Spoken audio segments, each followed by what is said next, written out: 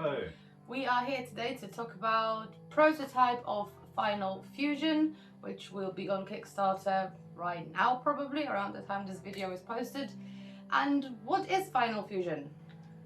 Well, Final Fusion is a game with many different factions, and you are picking two factions. Every game you can have a different combination of factions. And it's kind of like almost area control, but I mean it's a very competitive kind of combat game where you're trying to collect there's a conflict from the very first round. There isn't something like, oh, we're just gonna build up. You can start shooting each other, killing each other in the first turn. So you need to know that going into it, that this is a very kind of in your face kind of fighting each other kind of game. So if that kind of thing appeals to you, then this might be your thing. So that really reminded us of the Planet Ship 2149, I think that's the name of the game, with the fact that it is very, there is a lot of combat, a lot of conflict, and it is really mean. Yeah, in order to succeed, you do have to actively compete and mess up your opponent, which isn't for everyone. So in Final Fusion, to win the game, you need to achieve the Final Fusion. So during the game you will be going to different planets and extracting void particles, colonizing the planets, and you will be obviously fighting other players to go up the dominance track. And this will give you points and cards and things that will then let you allow you to achieve this Final Fusion, which is sort of like a combat at the end of the game. Like if you get the token, your strength goes down but also goes up, so it's a little bit mathy there. Like you need to see, you need to know when you actually are able to do it. You need to see the strength of your opponents and your own strength, and if you can hold on to that token for the whole round without anyone interrupting you, you win the game. So ultimately the basic mechanics of the game is it's kind of an action selection thing. So you have each of your characters has two actions, so you have two different factions you pick. Each faction is represented by a really beautiful miniature, and the board is very tight because you will randomize setup with a load of different locations, planets, and each planet has its own planet action that it can do, so different planets will have different actions, but you only have enough planets for kind of every character in the game plus one. So it's if you want to move somewhere, unless you're either moving into a fight or you're moving into the one empty planet that's kind of left over. So it's very tight, and it's kind of to encourage combat. And the combat in this game is very interesting. It's very different to anything we've played before. You end up on the same planet. Obviously you want to fight over the dominance on that planet. You have the strength of your mini, which is your fleet, and it's got cubes up to 5. So this is your strength. Then if you have colonized this planet before, the cubes that are used for the colonization also count as your strength. So every colonization adds a cube to the planet in your color, which means on that planet you get that extra strength in any fights. Yeah, also if you have your ally on a neighboring planet, they can also count to your strength. Then you play the cards, which the first one you play face down, so you will never know what's on that card.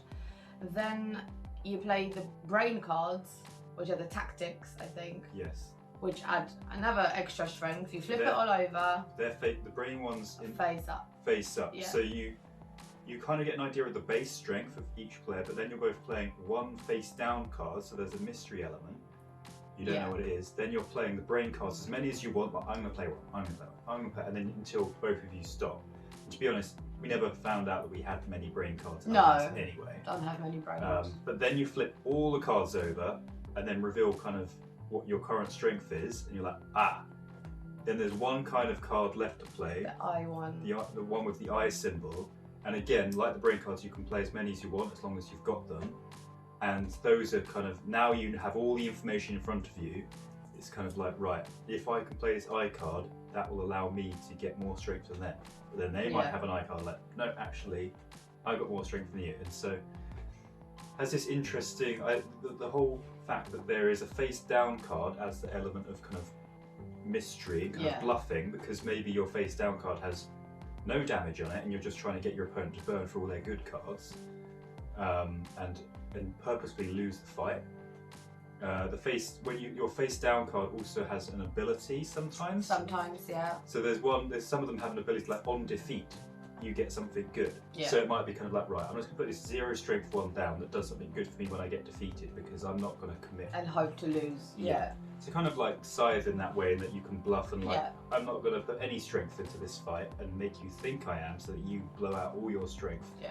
And then I can counterattack on a future turn. So given that this is a very in-your-face combat-heavy game, I think it's really good that there's a lot of interesting aspects to the actual competitive combat side of things, rather than just rolling dice. And it's not a long game as well. I mean, it can be long if obviously you're playing with more players. This is 2 to 4, but with an expansion that'll come out as well, it can be up to 5. Yes. And I think if you're playing with 5 people, it will be much longer, because obviously the tug of war who has the final fusion token will be a little bit more complicated and a little more. Also note that the prototype version comes with the small game, the short game kind of variants. Yeah, so there can be a short game or a long game.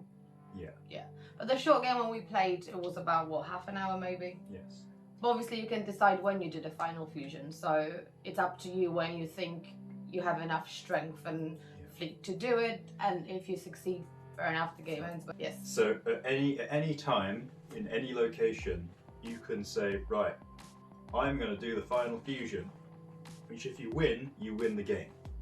The problem is that when you activate Final Fusion, you get -5 to your strength, at least in the short game version we were doing. So you're suddenly very weak, and if anyone can defeat you before your next go, then they stop your Final Fusion attempt. But for every every void kind of energy token you get, and there's 1 on each location, gives you +5 strength. So ideally, once you've got a couple of these kind of void tokens, now your net strength is +5, because you're -5 +10 from your 2 void tokens.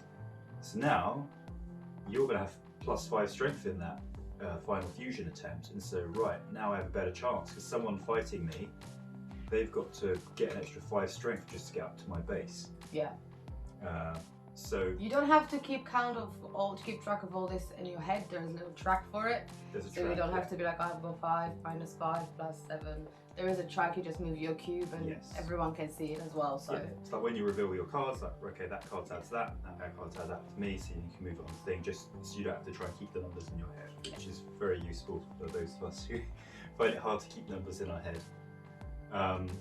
But even getting these void particles that help you in the final fusion, it's the same kind of thing. Like, you have to, on your turn, you can just get it. Yeah. I'm going to claim this, but in order to get it, you have to survive a whole round back to your next turn, still holding it, and then you get it safely in your home world or whatever. Yeah. So again, someone could just come in and be like, nope, I'm not going to let you get that, and fight you for it. So yeah, you will have to fight people, because if someone's getting that token and you think you've got some good cards in your hand to stop them getting it, you do want to stop them getting it, because every one of those tokens gives them a massive leap towards the end game goal. So what did we like about the game? I really like the minis. Well, the miniatures are fantastic. They're very good quality, and I like the design. They're all very different from one another. They have their own very unique kind of look and feel to them, and they're nice and big and chunky, which means they'll be really fun to paint. Yeah. Like, I really look forward to painting games like this, where you've got a very large, detailed miniature that has a lot of character to it. And given that you don't have a massive board or anything, these big miniatures are the main focal point of the game going around. So you want something that looks really big and cool on the table in front of you, and that's what the minis provide. They provide that kind of table presence. And also really different, like the undead cowboys and like the dinosaur people. It's like a robot cowboy Yeah, the Triceratops with a gun and crab people, giant crab thing, and Yeah. they're I like the factions, and Very- and very the fact cool that the designs. factions, they all have a little thing they do. They all have a special ability. They're all slightly different, so you can choosing them for your alliance. You need to Yes. sort of look which ones you want to have together to make them work a little bit better, maybe. So so for example, like the crab ones give you bonuses when you're defending against attacks, and the dinosaur ones gives you bonuses when you're making attacks. So I was both of those in our playthrough we did the other day, and so I had lock cards that would help me for defending and helping for attacking, which was pretty good. But you were the void knights, or whatever they're called. Yeah, so they could jump the black holes without losing a fleet. Because normally when you move around the map, you can move to the adjacent planet, but if there is a black hole, you can jump, but you will lose a person, while these guys didn't.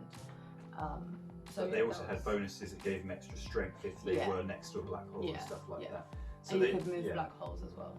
Yeah, so they all had pretty interesting, different kind of abilities on their cards.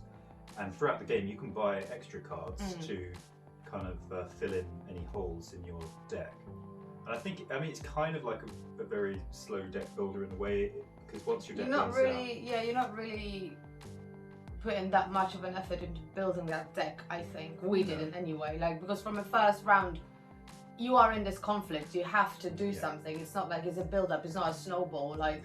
You have 8 cards in your deck. Yeah. And you don't really pick up many cards across the game. It's quite a short game, and every card you buy from the market goes straight into your hand. So it doesn't really work like a deck builder in that way. It's more just kind of like you're playing through your cards through the game, and your deck might not run out by the end of the game, especially on a short game. Yeah. But yeah, so yeah, we really like the miniatures.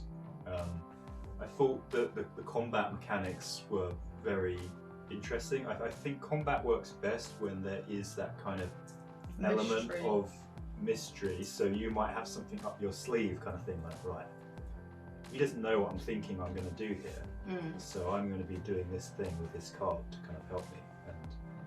And in this sense, it reminded me of Blood Rage. Yes. Because you sort of can see the strength of whoever's attacking and defending, but there's the card you play, and there's kind of randomness in that you don't know what your opponent has got, like what card they managed to pick up, I suppose.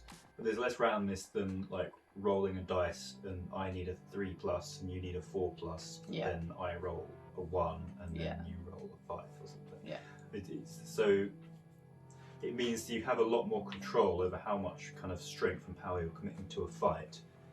And I think that's a really good design decision for kind of combat. Yeah. So if you're not into games that have conflict in it, if you're not into games that are very mean, then this isn't for you. No, but I mean, I say you say mean, but if you know the game is all just about punching each other, then when you're punching each other, you don't feel like, oh, you're picking on me. It's more like, we have to punch each other. Whereas in a game like Scythe, for example, you can go off and do all your economic stuff on your own. Then someone comes in and tries to mess you up, and then that's more annoying because you're quite happy just being peaceful in the corner doing your little thing. Whereas games like this, it's like not as annoying as Evolution. Oh yes, yeah. Where you're being eaten all the time. But yeah, I would recommend this game for people who do like Blood Rage, who like the Planet Ship 2149, who like space themed games with a little twist, because it's not your usual alien sort of monster game. It's not. Different new kind of like alien designs that. Yeah. I mean, it's an interesting game. Like I haven't played anything exactly like that before. With the amount of games that we play and they're being released, it has to be different to get to catch people's eye. And the minis are a really big deal in here because they're really, really good. Also, another big plus is that it is a very simple game to teach. Yeah. So if you've got someone who's quite competitive, they don't really play many games, like my brother, for example. Yeah. They might enjoy playing this even if they don't play a lot of games, because it's quite easy to teach them, and if they get really competitive about it and they want to kind of crush you, Yeah. then they might enjoy something like this. It also sort of reminds me of Dragon Scales. Because Dragon Scales is like this easy to teach, very sort of like light-hearted, laugh, funny game where you just keep punching each other and trying to survive. Sort of.